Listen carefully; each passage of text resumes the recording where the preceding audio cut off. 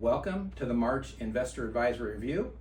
The purpose here, as always, is your financial journey and taking time to create, grow, protect, and preserve wealth for you and your family today and for the future.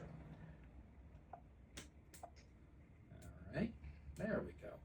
As always, we'd like to take a few moments to remind you of the important disclosures. We're going to be talking about some very high-level things tonight as compared to some of the times when we cover more planning issues and so on. This has more to do with market technicals and fundamentals, especially for those of you who have been watching the markets most recently and what's going on. We wanted to spend some time tonight to really make sure that we had covered what's going on and help you to understand how we're working to stay on top of that for you. And so tonight's disclosures is just a reminder that there is no perfect model. It's a matter of trying to do the very best you can with what we have and to make that work well for our clients, for your family, and your financial future. As always, we'll have a time for questions at the end where you can either raise your hand or chat whatever question you have. Be happy to go through that with you and cover that. So hopefully that will give you some answers to any of these questions that may come as a result of our topic tonight. What we're going to do tonight is talk a lot about the 2025 economic outlook, which seems to have changed from the last couple of months in some very dynamic ways. We're going to talk about the market, the technical analytics, as well as a little bit of the fundamental analytics. Take a look at behavioral analysis and what we think is causing some of this problem now, and then how that may play out later in the year. Take a look at sector rotation and portfolio management, how we can use that to help take advantage of some of the opportunities we find this year, and then talk about our difference, the Frank Reynolds & Company difference when it comes to portfolio management, as well as the fact that we work very hard to be client-driven and advisor-managed. We work very hard to be focused on you, but to manage that process in the best way possible for you, your finances, and your family. We'll take time for questions, and I'll update you on the next advisory review and when that's happening. So, as I've shown you this chart in the past, you may or may not be able to tell, but I've made the red arrow for economic weaknesses a little larger, and I put a question mark by it because we're at a very pivotal point right now.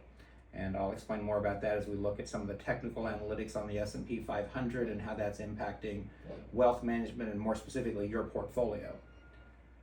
So when we look at these issues that we're facing right now, I remind you that we think in terms of fundamental analytics, technical analytics, and behavioral analytics. The fundamental analytics, if we think about it in relationship to, say, a company, what that simply means is this. We look at a company, you pick ABC company, and we look at them fundamentally and say, would this be a company that we'd want to own? Is it a strong company? Does it have good management? Does it have financial capacity? How's its cash flow look? Would this be a company we want to own? And that would be fundamental analytics. You could take that same thinking, you could move it to an industry, you could move it to even an entire economy, and say, would we want to be involved in that economy or that industry or that company? Technical analytics tells us whether we want to be involved in it today. We might think it's a very strong company or industry or country, but we might say we don't want to be involved in it today. Today might not be the right time. Maybe next month, maybe next quarter, maybe next year. But even though we think it's strong, we might say technically it doesn't make sense to invest there now. Or we might say the reverse is it absolutely makes sense to invest there now because fundamentally it's strong and technically it makes sense in today's environment. Behavioral analytics is the hardest of the three because what you're trying to decipher is what people are thinking. And the only way you can do that is to watch carefully what they do and then try to make the best decisions with that. Trying not to predict, but rather to be patient and to react appropriately. And so when we look at these three pieces together, this represents a great deal of how we try to manage portfolios for clients in light of what their goals are. So you may have noticed it. I hear people talking about it all the time. There's a certain discomfort that exists today. It has for a while, but even after the election, it seemed to be there. I'll talk more about this in a minute, but we talked about how it seemed like the fears of recession had totally disappeared and were now being pushed back until maybe sometime in 2026. But yet there was still this concern with everybody that something felt uncomfortable, that there was a lot of uncertainty and people weren't quite sure what to do. Well, since February 19th, the market has reacted to that pretty aggressively, and we're going to cover that. What has caused it? Still, quite honestly, is not known. Was it personal COVID cash reserves are gone? Money that people receive from the government is now used up and they don't have any cash reserve to work off of? Is it tariff terrors? People concerned about the tariffs and what they're going to do, and will that create inflation, and what will that do to personal finances and such? Is it impacts of the DOG, Department of Government Efficiency? Is it impact of those cuts and what that might do?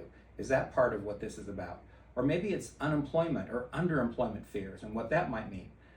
Maybe it's inflation. Inflation may be low now, but prices are still high. I watched one of the resources we use, and they talked about how inflation's down, so Donald Trump can't claim that. Well, they're not wrong. It is down, but the high cost of living from the last number of 2 years or so is still very high, and wages haven't typically caught up with that yet. Eggs are expensive, and oil is cheaper, but still costs are up, and it's hard for people to make ends meet sometimes. Wages haven't caught up with prices, as I just said a moment ago, and that is a concern for many people. So that brings us to this question: have recession fears returned? Are we back to looking at recession? We're going to cover some of that today. The markets, they do not like uncertainty. They want it to be certain. They want to know what's coming. They want to be able to project or predict, prognosticate what's happening. And when they can't do that, that creates a big problem. Individuals are selling.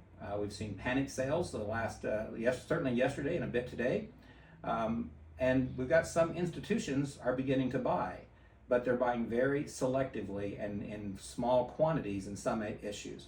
So the question is, are we in for bigger trouble, or is this just simply a temporary challenge we're going through? And I want to spend some time talking about that with you tonight to help understand where we are and what we're doing next. So you may remember this chart, and I would point to right here that this is for February. This is last month's chart, and I want you to see this is where we were last month, I'm sorry. And you'll note that as I was talking to you, I made comment again that in December we had a new high, and we did in January, and we even did in February. And so there was all kinds of feeling that, okay, even though things feel a little bit awkward or uncomfortable, obviously the markets aren't really having a problem with it at any detail yet. But we come forward to March, and I just simply put the same chart up, but now you may notice that this activity has changed significantly, and it's broken down through the 200-day moving average. Again, I'll back up, you can see it there, and now you can see what another month has done. And this behavior from the 19th is a big deal. It's a very big deal because it's a lot of volume and it's a lot of velocity on the way down, and that's concerning. Is it the end? I'm not suggesting that right now. I'm not trying to scare you. I'm just telling you what we're seeing and then trying to talk through with you how we're going to be handling things and give you some ideas what we're doing next, and that should give you some ability to have some questions for us and maybe some ideas on how you might like us to handle some things for your account. But I want you to know that we see it and we're on top of it. So let's talk about this in a little more detail.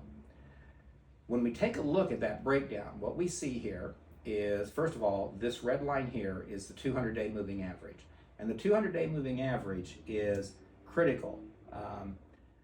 Long before there was all of these computer programs and the applications and all this information that exists, the old timers, they would use the 200-day moving average as a demarcation line. And simply put, it would be this simple question: if we're above the 200-day moving average, meaning the market activity is above the 200-day moving average, why aren't we invested? And if we're below the 200-day moving average, the question would be, why are we invested? And that really is a big question. And what happened just on Friday was we broke right through the 200-day moving average. Now, I'll show you in a little bit. It's happened plenty of times before, but with that, there's some behavior over the next 2 to 4 weeks that will determine what we need to do next. And that's really what the big important piece is. It's not that we broke through the 200-day moving average and it's all over. It's more that because we did it, we have to start thinking carefully about what our next steps are going to be. So we broke through the 200-day moving average, broke through the 20, the 50, then through the 200, and I'm going to show you in a little more detail. This was February 19th when we're at the top. This was last Friday when we broke through it, and as of yesterday and today, Tuesday, we've gone even further below that number. So we're going to take a look at that as well. Looking at it a little longer detail, we can see how the markets have hit these new highs, but we can also see, again, this is February, how the market had broken some of the barriers of the 20-day moving average, the 50-day moving average, and again, if we bring it to March now, we can see how it broke through the 200-day moving average and the concerns that brings about, along with the fact that there's even a little more volume here for that. So what are the equities markets telling us today? Well, let's, instead of looking at these charts, let's go ahead and look at a version of that chart. And as you can tell, make this a little bit bigger so you can see it. As you can tell, we have broken well below it. Certainly yesterday was a day of panic selling. And today, while it wasn't quite as bad, it did panic sell some more today. But it actually, if you take a look at the daily activity, it turned down for a while and then actually turned back up towards the end of the day, which is a good sign. What does this mean though? Well, what this means, and here's sort of the most important piece to this, is that what we're looking for now is what you'd call a bottom, meaning that we're looking for a place where the market stops. It doesn't just go all the way down. It never does that. We're looking for a place where it stops, and then what will happen is it will begin to turn back up again, and I'm going to show you what that looks like from some past experience. But if I make this a little bit smaller, again, there you go, a little bigger, I'm sorry, you can see that what we're doing right now is we are actually comparing to behavior back in August of 2022. You may remember that we had a big drop in the markets in August of 2022. As a matter of fact, not August, of the year 2022. And so, let me see here. Oh, that's 24, sorry. So we're looking at 24. I'm going to go back further to 22 when I end this slide. So we hit this area right here, which is sort of a floor of support. We broke through it. So now we're looking to see, is it going to go further down or is it going to turn around and head back up? To that point, here's that example as well. Broke down, almost got down to the 200-day moving average and turned around and headed back up, and then had another pullback, another V-shaped recovery, turned around and headed back up. And so the question becomes, what do we do with this next? So let's take this and break this out a little bit further for you. So this is the S&P 500, which means the 500 largest companies in America broken up by the 11 different industries, and it's set out to kind of give us a comparison on what's going on and how that works. And you may see we've gone all the way back to 2000 on this chart. And the reason we've gone this far back is because I'm trying to illustrate here how this has worked over time, how during 2008 to 2009 and 10, 11, on up to 12, how it functioned, came back. Same thing true with 2001, how it took a big hit, how it worked its way back up, and how these pieces fit together in relationship to today. Now you can see up here, this is a little tiny drop compared to what these two drops are. And I mentioned 2022 a moment ago. Here's the pandemic. This is 2020 when the pandemic happened. That was a very short, it went down and then came right back, had a very nice V-shaped recovery. Here's 22, what I was mentioning before, how 22 had a downturn. As a matter of fact, if I put up here, 22 had a downturn. It's hard for you to see unless you look over here to the left side of the screen next to the bar. It's down 23.4% by the time it hits the low in 2022. So 23%, $100,000 means that your account is now down to $77,000. And that's pretty uncomfortable for people. And so that's what we're looking at there. Let's take a look if we identify, for instance, the same kind of thinking for the 2008 downturn. Again, if you look over to the bottom of the screen, you can see, you'll notice there, it says 52.98%, 52.9% down for the market at that time. And if we go to 2001 and look at that downturn, that was 48.8%, 48.3%. Now, again, to put those in dollar amounts, if it's down 50%, you have $100,000, it's down to $50,000. Most people don't have the constitution for that. And so consequently, we are watching very carefully on this behavior and then what to do next with it. That's a big part of what we do when we're trying to manage portfolios. It is definitely art and science, trying to put together the science pieces of it and match the opportunities to take advantage of those for clients and then figure out how to protect money against downturns and how to take advantage of opportunities when they show themselves. So to that point, this is 2008. I know, hopefully your screen's big so you can see this. It's 2008. This is going all the way to 2009. What I want to talk about is the behavior we operated with in 2008, and tell you how that plays into today. And let me stop for a second and say something that I think is important.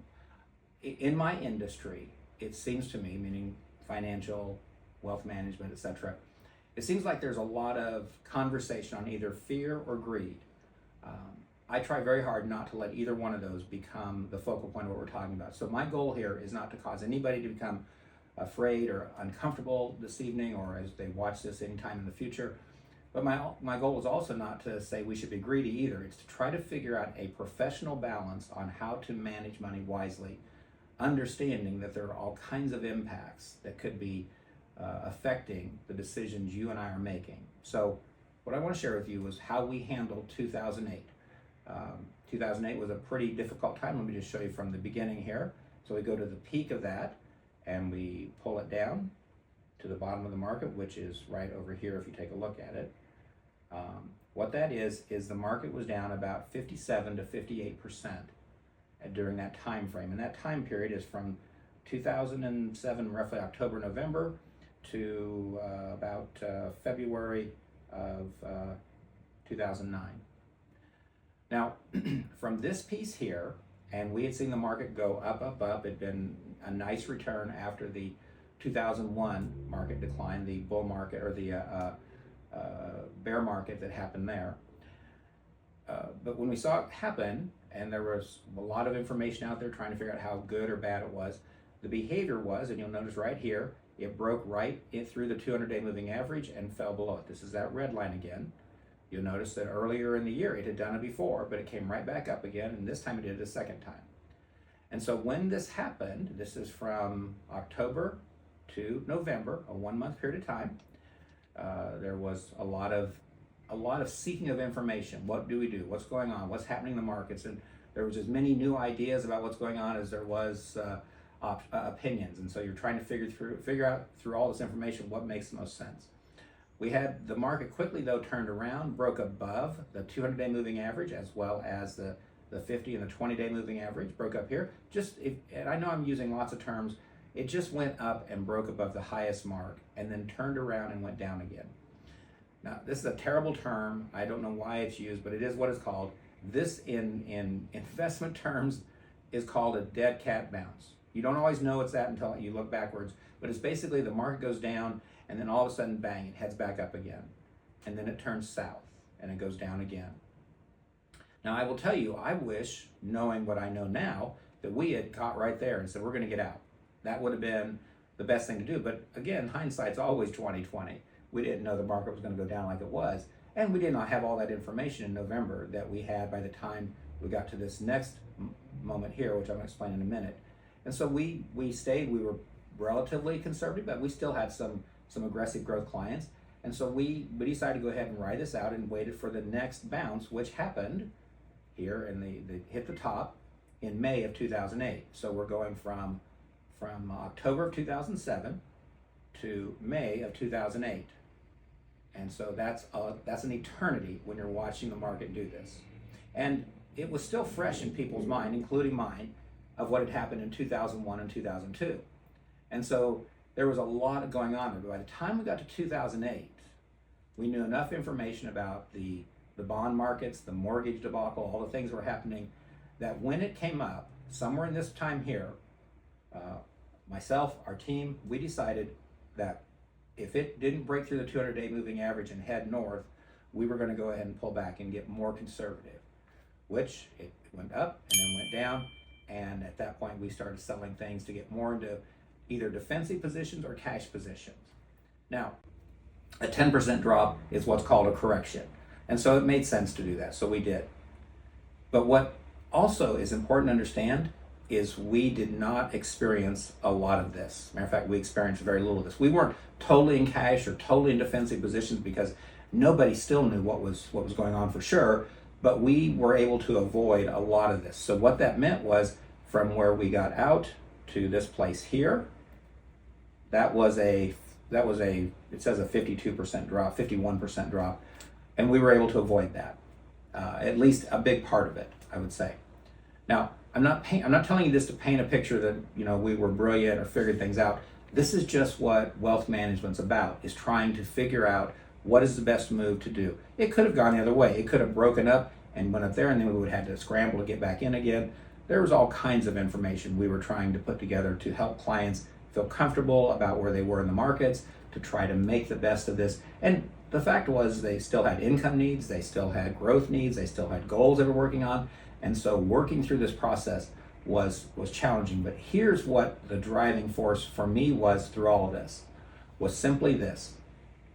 If you have, and I'm using this number simply to keep it easy to follow, if you had $100,000 and went down 10%, you now have $90,000. If when you take that $90,000, if you can protect a lot of it and make it so it's available, and you get down here to this bottom somewhere where there's very specific reasons why you would reinvest at a certain time. We did not reinvest right here, I'll tell you that right now. It took a while for us to get back in again. It was probably another 6-8 months before we got back in.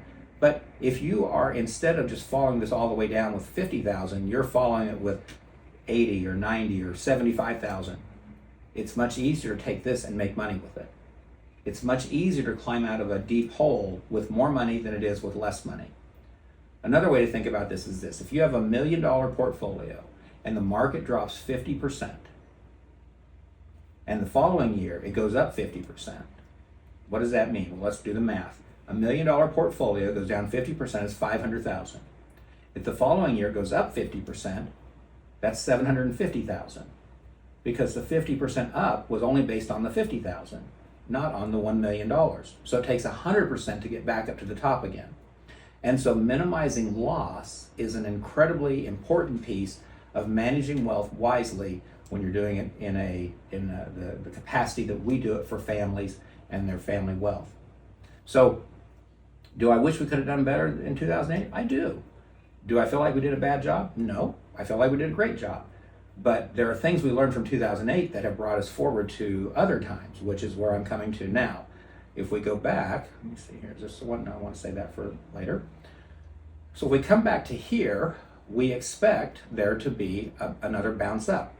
I don't know when that bounce up is going to happen. I can tell you I believe that what we're going to see is probably in the next 2 to 4 weeks. That's typically what will happen.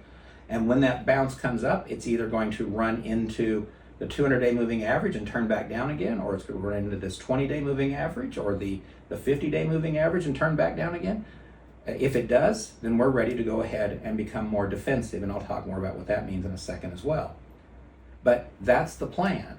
And how much we'll do it, well, it depends upon clients' risk tolerance. Some of you are very risk tolerant. You are okay with risk, in which case we'll do less because we want to make sure we can find the best opportunities for you along the way. Others of you are very risk avoidant, so we want to make sure we choose to manage the portfolio in a way that protects your assets, because losing money is a terrible experience. Matter of fact, across the board, investors hate losing money 2 times as much as they enjoy gaining money. So we work really hard to make sure we can minimize that. So when this happens over the next 2 to 4 weeks, we're going to be watching, and what happens with it will determine what we do next. To be honest, I'm hoping that it goes right above, breaks through the 200, breaks through the 50 and the 20, goes right up here and takes off again. Nothing would make me happier than if this would be the case in the next 2 to 6 weeks. But I have to operate on the idea that that might not be what happens. And so we're working carefully to make sure we stay on top of that.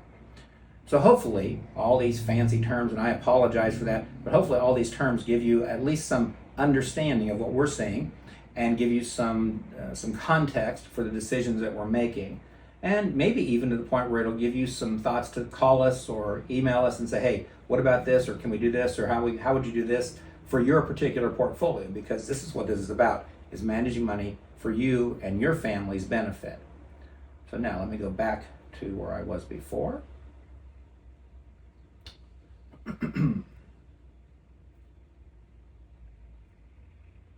So when I tell you that I think the supports are out there that say this is going to get worse, not better, there's several reasons fundamentally I think that. And some of it is taking a look here at the sort of key indexes that we work off of. The Dow Jones 65, the Dow Jones Transportation, the Utility Average, the Russell 2000, the S&P 500 Cyclical Sector, S&P Equal Weighted, the New York Stock Exchange Daily Advanced Decline Line. Every one of these, you'll note, is negative from November. They had downturns in every one of them, except for the S&P financials, which have actually held their own until just recently. And so the question, and if all of them were down, that would say one thing, but when most of them are down, that certainly says something. But the fact that financials are up has been interesting, and we think it's connected maybe to the fact that banking regulations are being worked upon and maybe even adjusted and made more beneficial for consumers and for banks. Also, the tax cut that Trump is talking about, that also seems to have a lot of impact in making bank financials with investment firms and banks and I keep saying banks, I should say investment firms, insurance companies, banking, family wealth offices, etc. This may have a big impact in making it so those firms will have some opportunities that by itself is helping hold the S&P financials up. So looking at this, when we look at what the equities markets are telling us today, it looks questionable, but it doesn't look like it's all over yet, but it really does have a very awkward feeling, a very uncomfortable feeling with that. Now, let me hit a couple of points here first. So as I told you before, we have a number of resources that we follow, that we utilize their information to make decisions on. People that have access to information I couldn't get, people that have resources outside of where we would normally go, people that aren't even connected with any of our companies. We pay for resources because we want to know what's going on. What I'm going to tell you is this. Remember I mentioned fundamental and technical analytics. All of the fundamental analysts are really scratching their heads and saying it's not that bad yet, but we see how it could go bad. All the technical analytics, all those people, or the majority of them, are concerned that this could be another 2008. So on one hand, I've got the fundamentalists telling me, I think this is not terrible, it's going to work out, but it could be a problem. And we got the technical people all saying, oh, we got to be really careful here over the next 30 days because it could look like 2008 again. I don't know which one it is, and I wish I did. If I did, obviously we'd be making a lot of decisions right now. So what we do is, instead of trying to be predicting, a prognosticator on what's happening, we try to make sense of everything that's happening and then put in place the best decisions, being patient and then reacting appropriately to what's going on. So to that point, let me just share something with you here. This chart here shows that 25 times since 2007, I believe here, 25 times the S&P has hit the 200-day moving average, this red line, and bounced off and took off again. 25 times it's done that. It might have broken through a little bit and then took off again. 5 of those times it broke through the 200-day moving average and it declined 10% or more, which 10% represents a correction, 20% represents a bear market. 5 times it was bad, 25 times it was good. So in our favor, we have a lot of opportunity that this is not the end of the world. That's why the reaction I'm having is not to be afraid, but rather to recognize there's a lot of moving parts out here that could change this. But I would also say that if you look at this long-term market, what you see here is this is 2009, here we are to 2025. That's a long time without a reset. And that market decline of 20, 30, 40, or even 50% could be exactly the reset that's sitting out there. We've known that something like this would come sooner or later. It's obvious. But we didn't know when and we don't know where. And when I was sharing with you the information about how all the recession information seemed to have disappeared after the election for the next 2 or 3 months, seemed to be completely off the table. At the same time, when it came roaring back, which it did, starting February 19th, became this new decision that, wow, we've got to make sure this is not going to be a problem. So now that we've talked about the technicals, let's take a look somewhat at some of the fundamentals of what's going on. Are we in early recession mode?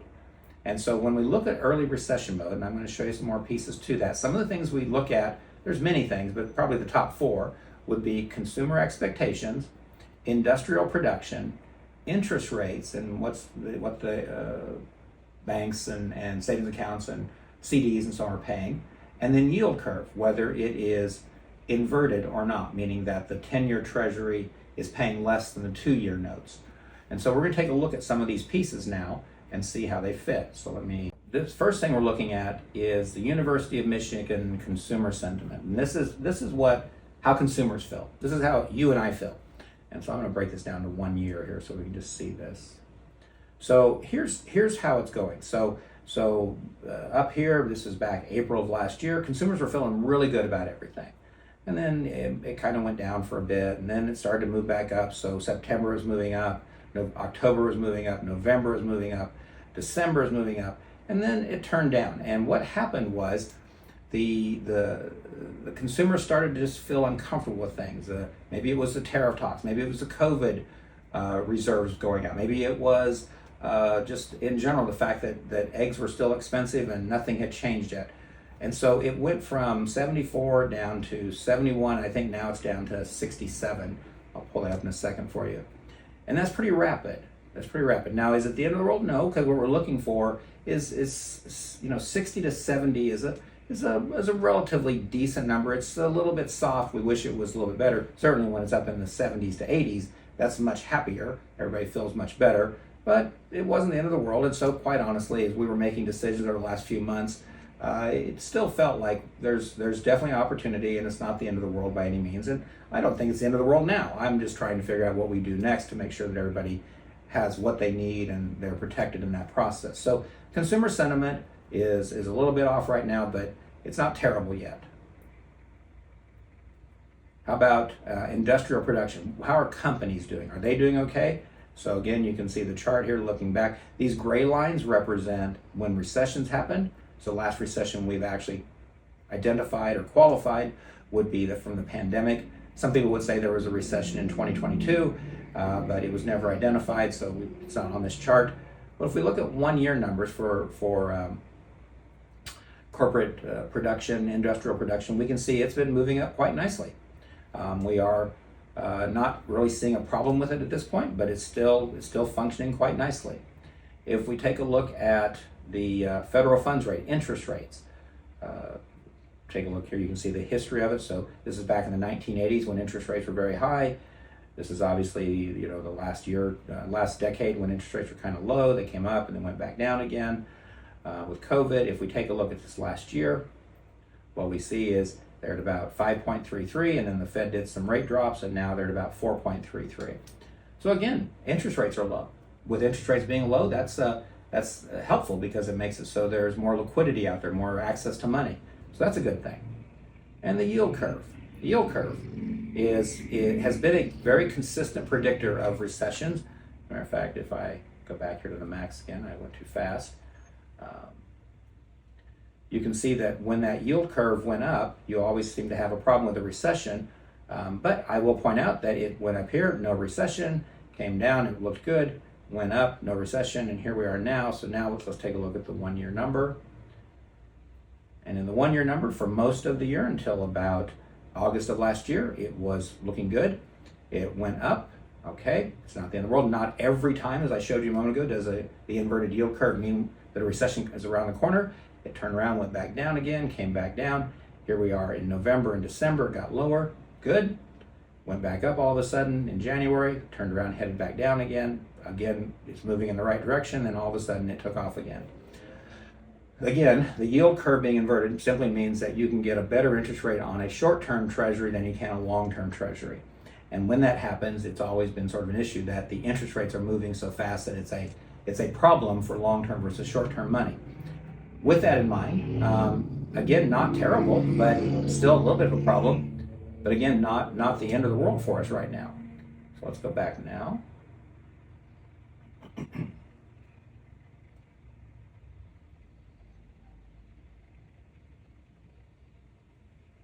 So with that in mind, we can see that the indicators fundamentally of a recession and what may be driving this happening in the market, it doesn't seem very strong. It doesn't seem like it's definitely the real problem we're facing. But I will say that if I'm trying to pick on the things that are most uncomfortable, the consumer expectations, consumer sentiment, because it went from 71 down to 64.7, that's a 9% decrease since January. And if consumer sentiment goes down say into the 50s, that becomes very concerning. And it's sort of a domino effect, and that may be a lot of what's driving this as well. If consumers are concerned that things aren't working out well, they won't spend money. 75% of the US economy is driven by consumer spending. So if consumers are concerned that they can't spend, they can't buy a house, they can't buy a car, they need to tighten their belt, they can't go out and buy new things or take trips. If they're concerned about that, then consequently they stop spending money. If they stop spending money, industrial production goes down. If industrial production goes down, then we start to see problems with lending of money because businesses can't get loans and so on. You start to see a problem, and then we can move into what's called stagflation, especially since prices are so high recently. Even though inflation is low now, with high prices and a stagnating economy, it makes it very difficult. And this may be part of what's driving these early fears, is that the consumer's not feeling very happy right now. And I don't mean to make that sound like that's not important. Quite honestly, it's very important. If 75% of the economy is driven based on how we spend money and buy things and live life, and we stop doing that, then it's obviously going to have a big effect. It's going to be a domino effect, and that may be part of what's driving this. When I told you at the beginning that I still see lots of economic strengths and I do see some growing economic weaknesses, we look at things like GDP, interest rates, unemployment, and corporate profits. If we take a look at those in light of what we've just been looking at, we can see, for instance, that gross domestic product has continued to increase quarter over quarter. This is based on quarter, so the last quarter we show is last year. It's anticipated that this quarter is going to grow. I'll show you some information on that as well. But GDP still looks like it's reasonably strong. If we take a look at corporate profits, retained earnings, how well companies are doing. Again, quarter over quarter, we see that look pretty strong as well. And so that seems like that's not a problem. If we look at the median consumer price index or inflation, take a look at 1 year, we can see that inflation has started to tick back up again, 3.93. Actually, I think that's been revised, it's probably 4.1. But again, we look at that, that's not terrible. I mean, certainly not compared to some of these numbers we had, going back a few years ago. And if we look at unemployment rate, this is unemployment, you can see as it relates to the various recessions. Employment has been down it just ticked up to 4.1. Again, nobody likes to be unemployed, but it's not a terrible number compared to what we like. Typically under 5%, under 4%, somewhere in that window is acceptable. So being at 4.1 is just a little over that window. If we take a look at employees, we can see that employment, I'll take it to 1 year, that there are a lot of people that are still employed. We see jobs and such increasing. Again, maybe not as fast as it was before, but it is happening. And then we take a look at inflation. And again, as I mentioned before, with inflation, we can see that year over year, it still continues to turn down. That's the 23 numbers. That's not going to do me any good, is it? So the bottom line is that fundamentally, everything seems to be functioning and working well, at least for the time being. Now, what does that mean back to what we're doing now?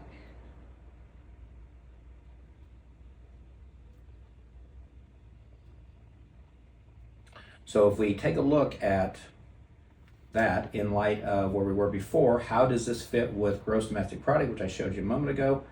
Well, we take a look here and we see a couple of things. So what is the expectation for GDP? Well, it's a little bit all over the map. So for instance, the Atlanta Federal Reserve says a contraction of 2.8% annualized for Q1 of 2025. That could be what we're looking at. So they think, well, we might have a reduction of 2.8%. That certainly would be that indication for an inflation. On the other hand, though, the Federal Reserve of Philadelphia says they're expecting it to go from 2.5% growth to 1.9% growth. And Goldman Sachs forecasts a 1.6 growth rate for the first quarter of 2025.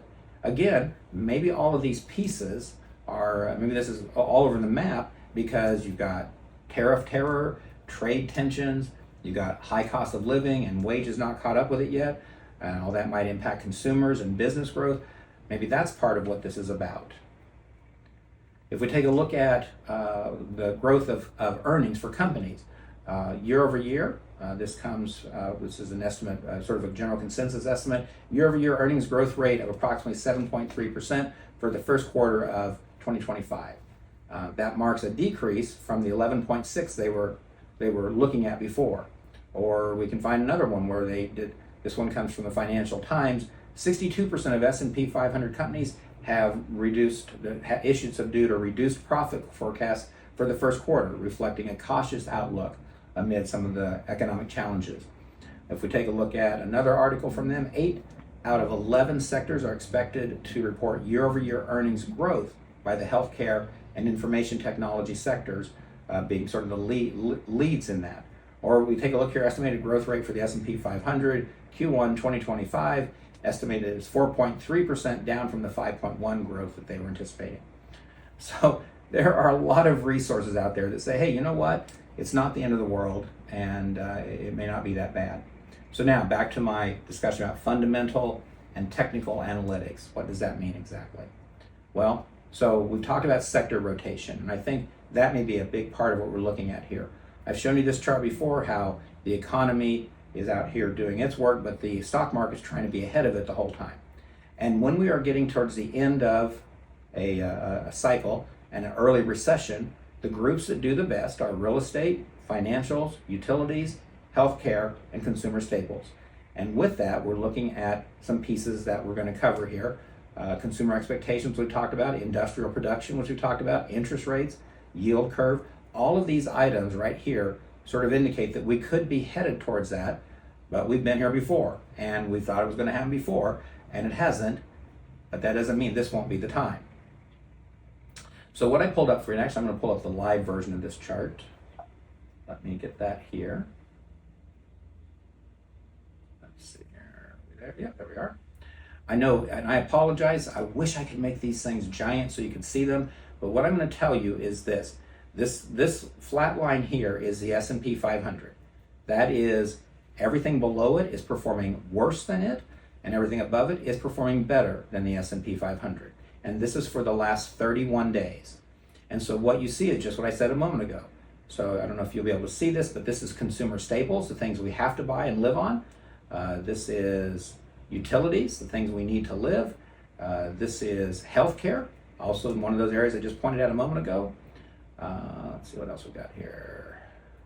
This is real estate, which is surprising. Real estate is really one of the areas that people are concerned about, and all the refis that may have to happen in 2025 and 2026. But it is moving up slightly, which is very good.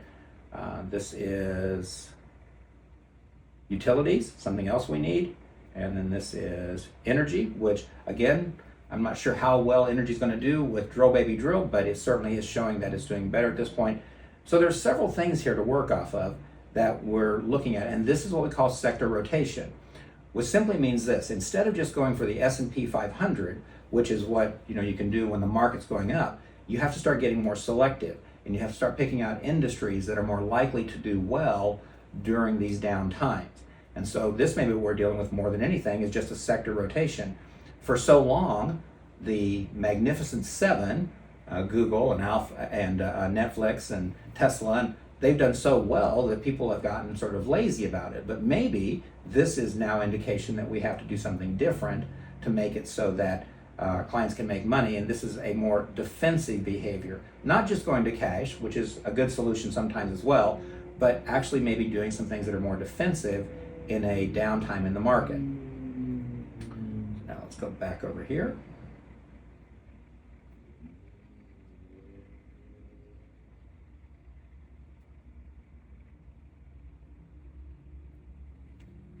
So how do we stay on top of this? We use resources like this. We have other resources where we can do portfolio allocation management for items within our portfolios and items outside of our portfolios, that we can help clients to identify where we should put money. The thumbnail charts kind of give us ideas on who's doing well, who's not doing as well, so we can start to decide how to rebalance a portfolio in light of the current economic conditions and in light of what our clients need from us as far as growth or income or combination, tax management, and so on. So now I come back to my original question. Why is consumer confidence weakening? It honestly is probably some of all of this. It may be that people are feeling pinched because they don't have enough resources to work off of. It could be that they're concerned about all of the talk from both the president and the media about tariffs and how that's going to slow everything down. It could be the sort of, I don't know, it's just sort of huge conversation about Department of Government efficiency, and they find all this money that's being wasted. I mean, part of it is like, I'm glad they're finding it. The other part is, my goodness, how long has it been going on? And what's this going to do if we start cutting? Will this cut Medicaid or Medicare or Social Security, which I think is a big conversation the media seems to want to have. The president and his administration keep saying they're not going to cut any of that.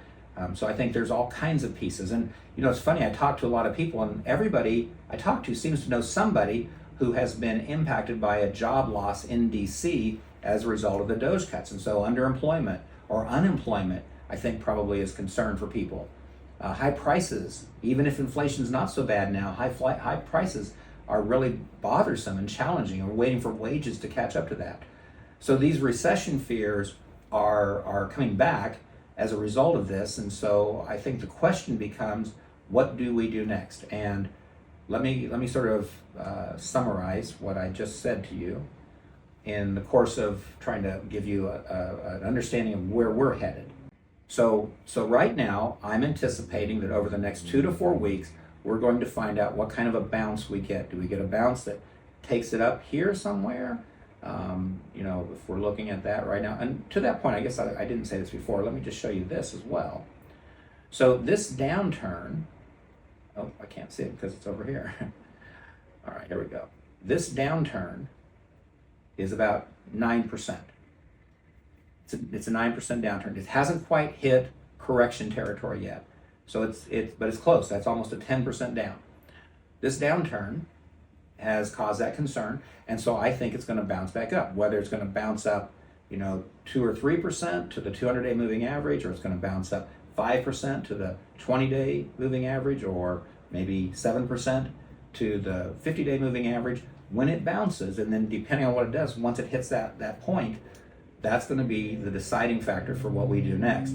How fast it goes up, how much volume of investment we see going along with it, and at that point, we may choose to get more defensive. What does defensive mean again? It means going to cash. It means choosing things like utilities and consumer staples. A weakening US dollar would be one of those things we look at. Some of these items, like I've just been mentioning, would certainly be ways to help protect our clients and their portfolios in a down market.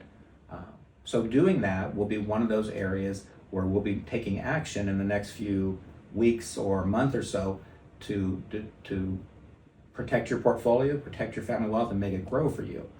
Now, you might say, Frank, I don't want you to wait that long. I want you to do it now.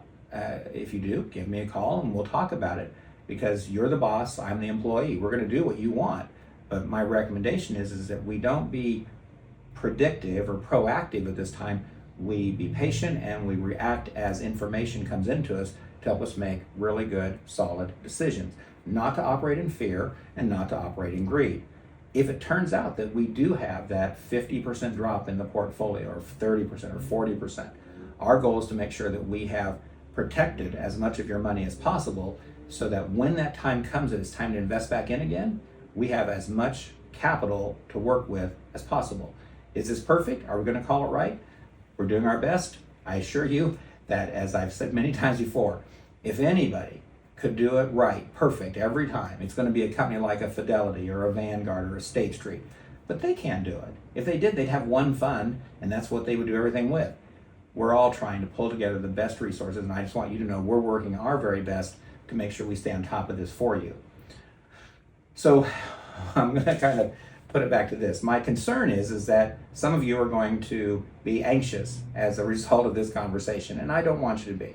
I understand that it's challenging and concerning. Maybe you weren't aware of what was going on. Maybe you were aware. Maybe tonight's perfect. You're like, oh, I'm glad to know you're looking at it. Maybe you're like, I did not even know this was a problem, and now I'm nervous. Just understand that we're here for you. We're here to talk with you, answer questions, and explain more specifically for your situation what we're doing, and we'll be happy to do that anytime. With that being said, we work hard to create intelligent portfolio management during challenging economic times, and that's No matter what the time is, no matter what the cause is, we're working hard to keep a good balance of cash and bonds and stocks, real estate, tangible assets, and currency and business interests. And for those of you that are more risk avoidant, using insurance or annuity products that have guarantees built in them. Our goal is to be proactive whenever possible, but reactive whenever necessary, to be patient and to watch carefully what's going on, and then to make good decisions based on that information. And nothing has changed. Nothing's changed. Nothing has changed from 2008 when I went through it, or 2001 when I went through it. We're doing the same thing we've always done, and our team is always working hard to choose the best for you and your family. Our goal is to be, as I said before, client-driven, advisor-managed. It's about you, client-focused, and then managing what we have to do to accomplish what you want.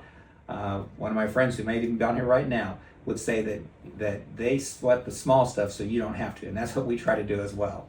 I told him that the other day. And that's true, we do. Keep in mind, there's 3 phases that each of us are going to go through. The accumulation phase, and some of you are accumulating phase right now. You're building wealth for that pre-retirement.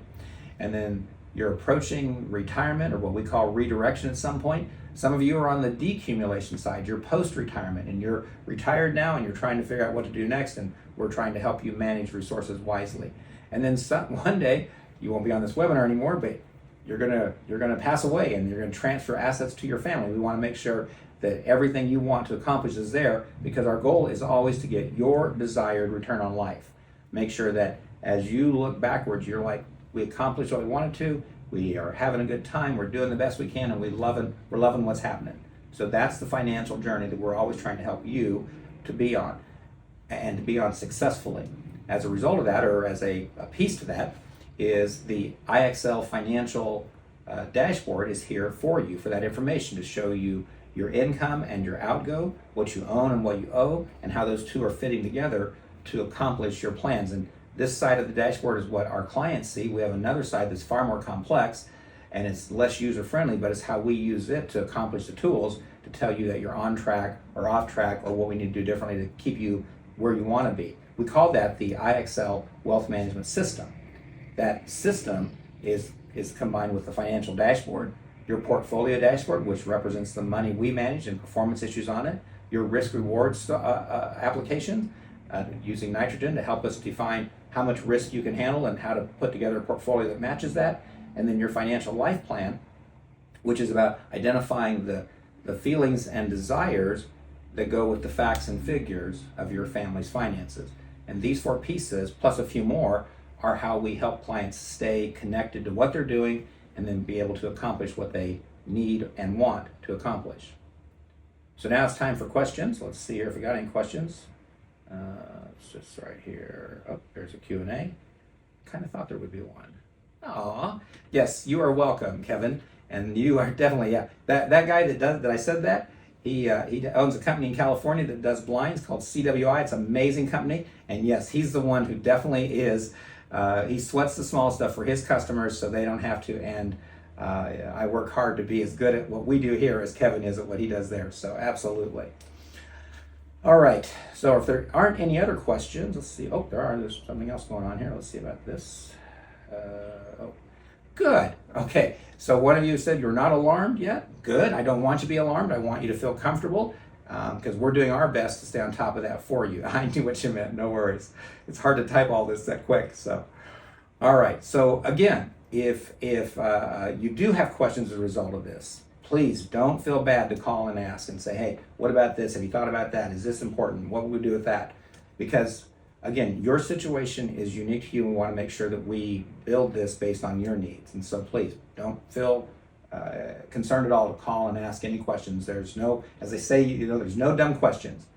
So please feel free to give us a call on that. If you have family or friends that could benefit from this, one of the reasons we're doing the podcast this way is because we've got this video editor in there, and she's doing something. I can't wait for you to see what it looks like afterwards. And that's why I keep looking back and forth. We've got cameras in here now, and I can't wait for you to see it. We can actually share this with your friends if you want us to, or they're welcome to join us live on this event that we do every month. Our next update will be April 8th. Now, if something crazy happens, I assure you we'll be back on sooner than that. But assuming nothing crazy is going to happen, April 8th we'll be on here. We'll be talking about what's happened in the last month, what we've seen from the the bounce and then what happened next and what we're doing with that. So, but if you have family or friends who you'd like to have them join us and hear this as well, please feel free to let Megan know, Megan at Frank's office, and she'll be happy to get them an invite, and they're welcome to join as well.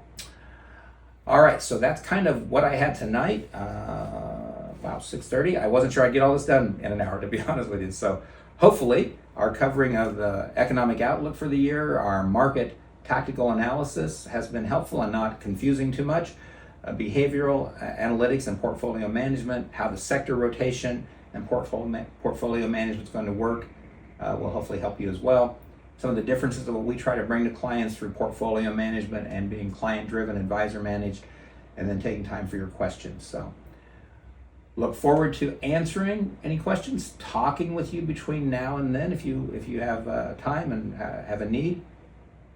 And until then, though, I want you to have a wonderful day. Do not sweat this. We're on it, but we're here for you if you need to talk about it. So I look forward to that. So for now, I'm going to go home and have dinner with Jane, and I'm looking forward to a restful night. I hope you have the same as well, and I will look forward to talking to you all very soon. So that's all I have for tonight. So God bless, and we'll talk soon.